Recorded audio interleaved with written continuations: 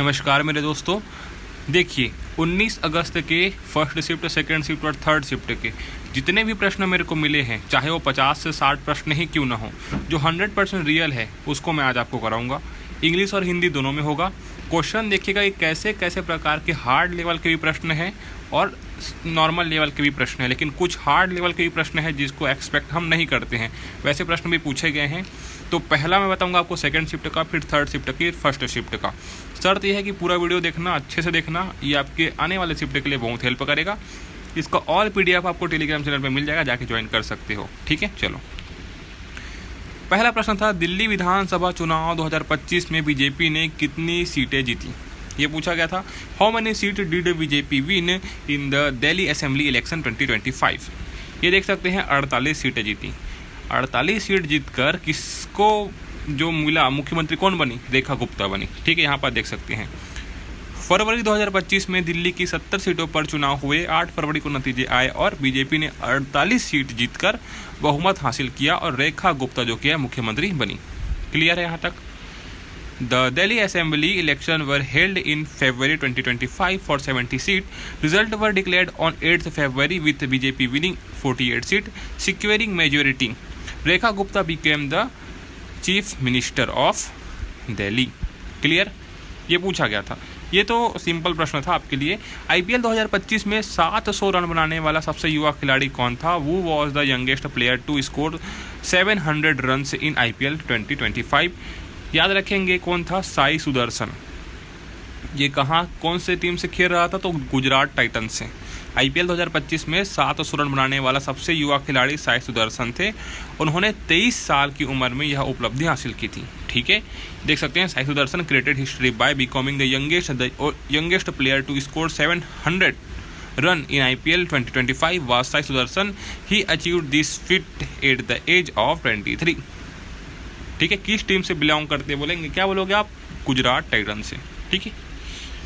कौन सा missile system हवाई जहाज, मिसाइल और ड्रोन को इंटरसेप्ट करने में सक्षम है? मतलब which missile system is capable of interrupting aircraft, missile and drone? तो ये है आपका रूस का S-400, S-400 सिस्टम जो कि है रसिया जो कि है S-400, S-400 सिस्टम। ठीक है।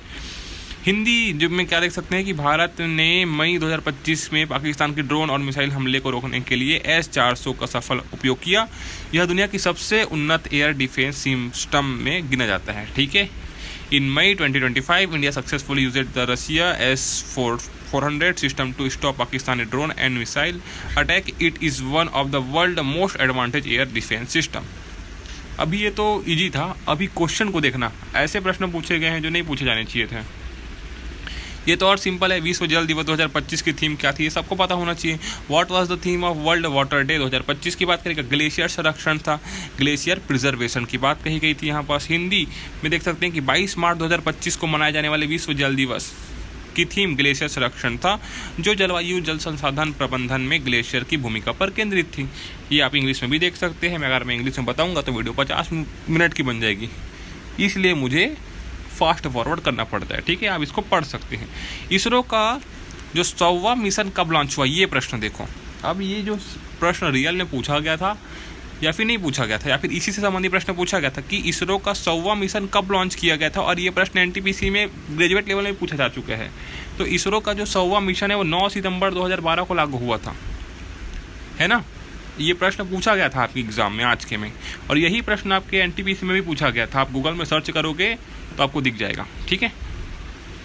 अगला, अभी और देखिए, मुगल साम्राज्य में राज्य की राजस्व व्यवस्था की जिम्मेदारी किसके पास थी? वो was the responsible for the revenue system in Mughal empire. तो इसको नाम लेते हैं हम दीवान ए आला, जिसको हम बोलते हैं ना। मुगल प्रशासन में दीवान ए आला वित्त और राजस्व का सर्वोच्च अधिकारी होता था। In the Mughal administration the Diwan e Ala was the chief officer responsible for financial and revenue. Clear है? चलो। 1991 के आर्थिक सुधार में भारत को वित्तीय सहायता किस संस्था से मिली? अब बताइए, 1991 का आप याद रखोगे अभी के टाइम में? Which institutional provided financial assistance to India during the 1991 economic reforms? अब बताओ, ये क्या प्रश्न है? तो अंतर्राष्ट्रीय मुद्रा कोष IMF जो की है ना, 1991 में गंभीर आर्थिक संकट के समय IMF ने भारत को सहायता दी। PM नरसिम्हा राव और वित्त मंत्री मनमोहन सिंह ने LPG लिबरेशन, प्राइवेटाइजेशन और ग्लोबलाइजेशन लागू किया। ठीक है, उदारीकरण, निजीकरण और वैश्वीकरण, ये आप इंग्लिश में भी पढ़ सकते हैं जो मैंने आपको बता दिया है। अब थोड़ा एक्स्ट्रा फैक्ट में याद रखेंगे कि 1991 के आर्थिक सुधार किस प्रधानमंत्री और वित्त मंत्री के नेतृत्व में किया गया। अभी बताया था मैंने किनके बीच में किया गया था, PV नरसिम्हा राव जो कि प्रधानमंत्री थे और वित्त मंत्री जो कि डॉक्टर मनमोहन सिंह थे।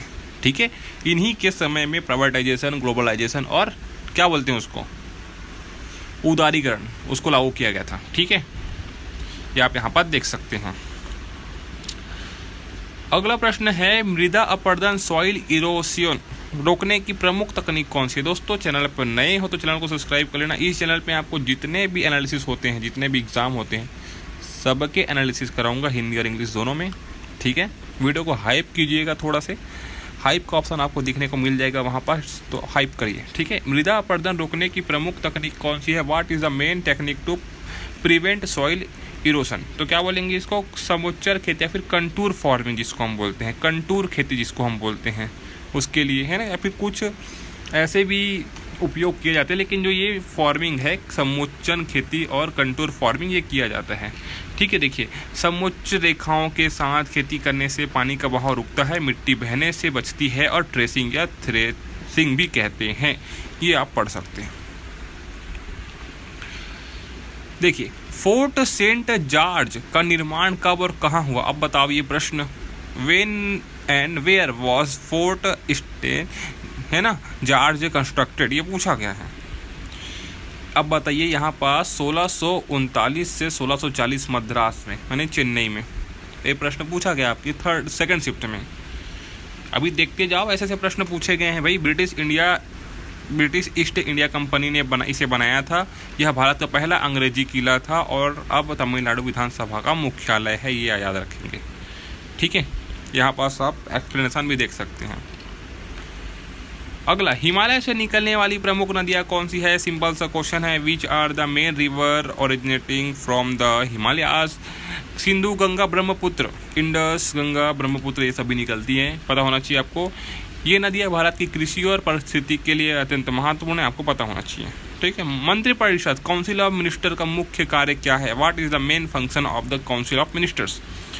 देखिए, मंत्रिपरिषद का जो मुख्य कार्य है वो सरकार की नीतियों को निर्धारित करना होता है, कानून को लागू करना होता है, प्रशासन का संचालन करना होता है, या सरकार का निर्णय लेने में सर्वोच्च संस्था है, आपको पता होना चाहिए। सिंपल सा काम है। ठीक है, सरकार के जो काम काज होते हैं विभागों के, वो भी सब चीज़ देखता है। ठीक है, determine the politics of the government, implement loss and run the administration. ठीक, चलो ये प्रश्न देखिए।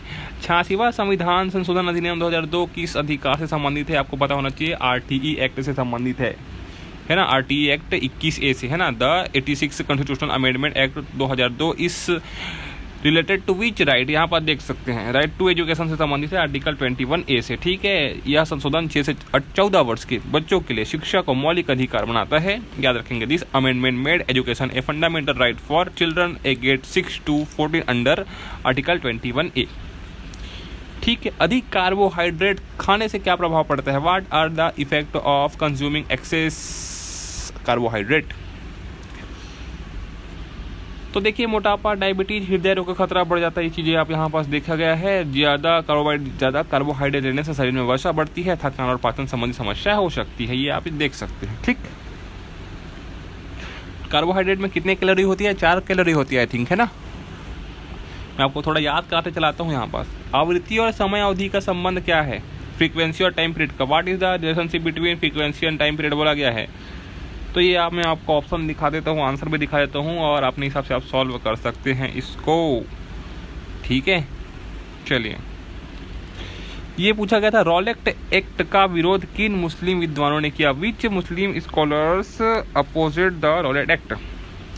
मौलाना महमूद हसन, मौलाना अब्दुल बारी, मौलाना हुसैन अहमद मदनी ने क्या किया था, रॉलेट एक्ट का विरोध किया था।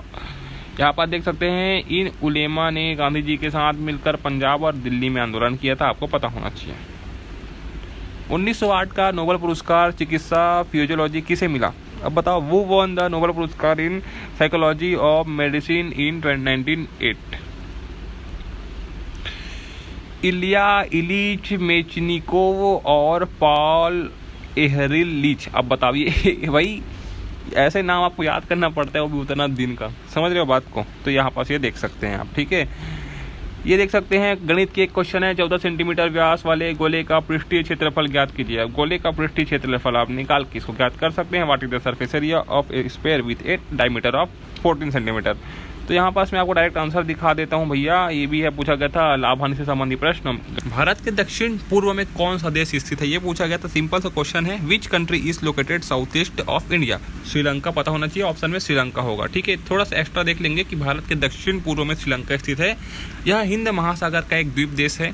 इंडोनेशिया भी दक्षिण पूर्व में है, लेकिन भारत से सीमा साझा नहीं करता है, इसलिए आप इंडोनेशिया को नहीं लगाएंगे अगर सीमा साझा नहीं करता है, क्योंकि, ठीक है।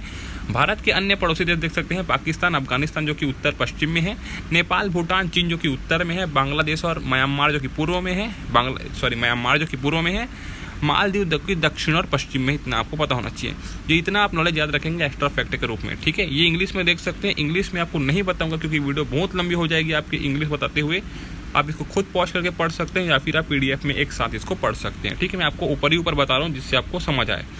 देखिए, 88वां संविधान संशोधन अधिनियम किससे संबंधित है? The 88th constitutional amendment act is related to. तो मैं आपको इंग्लिश और हिंदी दोनों में प्रश्न बता दे रहा हहूँ आपको।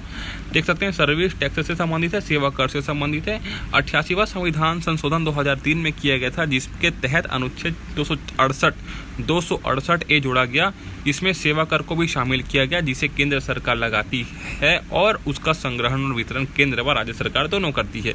तो ये आप याद में रखेंगे, ठीक है। कब हुआ था? 88वां संविधान संशोधन 2003 में किया गया था। और क्या जोड़ा गया था? 268 ए जोड़ा गया था, ठीक है।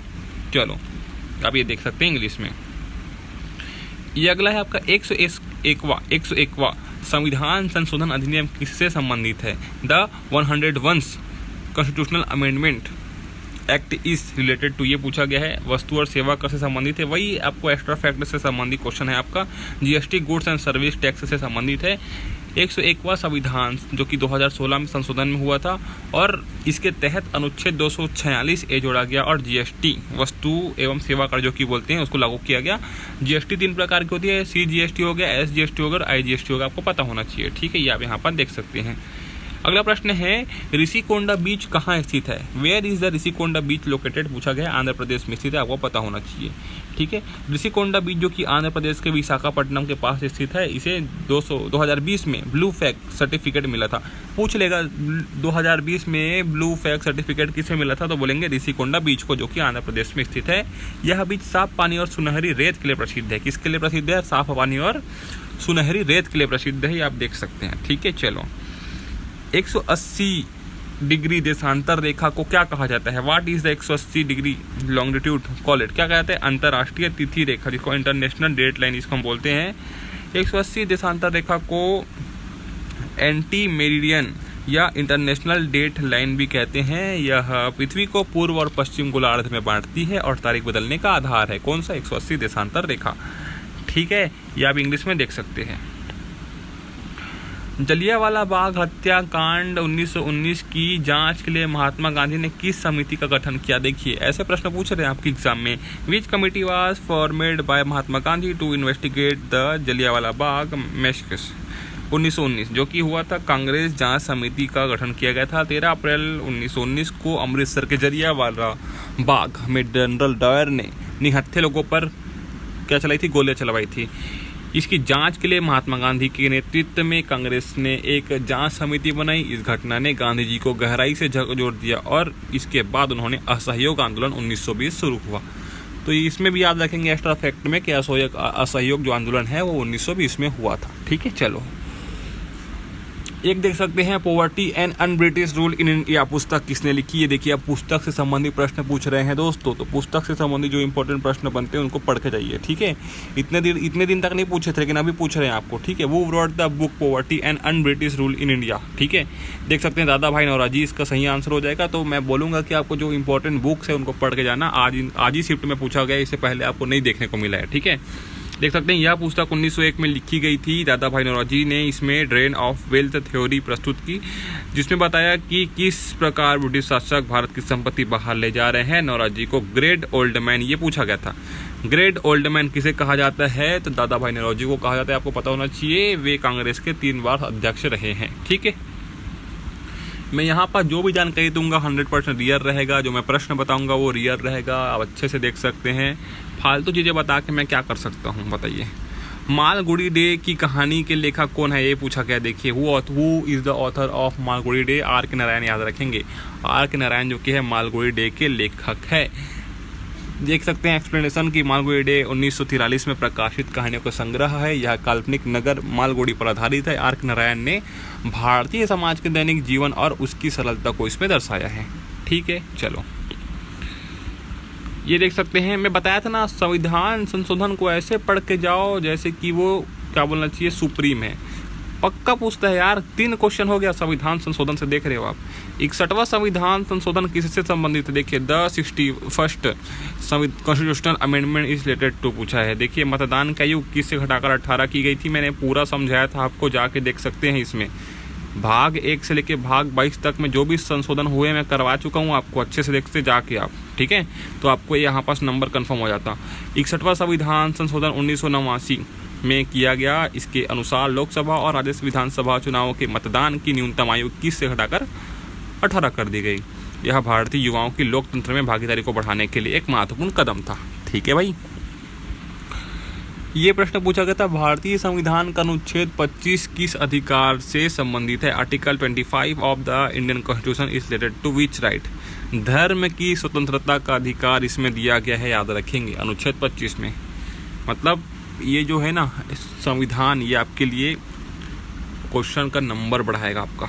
ठीक है, तो धर्म की स्वतंत्रता का अधिकार देता है आपका आर्टिकल 25 है, देख सकते हैं। अनुच्छेद 25 प्रत्येक नागरिक को अपनी पसंद का धर्म मानने, उसका प्रचार करने और पालन करने की स्वतंत्रता देता है। भारतीय संविधान में धर्मनिरपेक्ष को बनाए रखने के लिए अनुच्छेद 25 से लेकर 28 तक धार्मिक स्वतंत्रता से संबंधी बातें कही गई है। ठीक है दोस्तों, अगला है प्लासी का युद्ध कब और किसके बीच लड़ा गया। When and between वुम was the battle of Plassey fought, बताओ।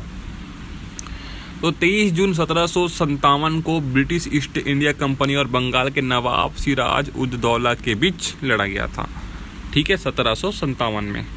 ये देख सकते हैं, प्लासी का युद्ध 23 जून 1757 को लड़ा गया था। इसमें बंगाल के नवाब सिराज उद दौला को रॉबर्ट क्लाइव की सेना ने हराया। युद्ध में नवाब के सेनापति मीर जाफर ने विश्वासघात किया, जिसे ब्रिटिशों की जीत हुई।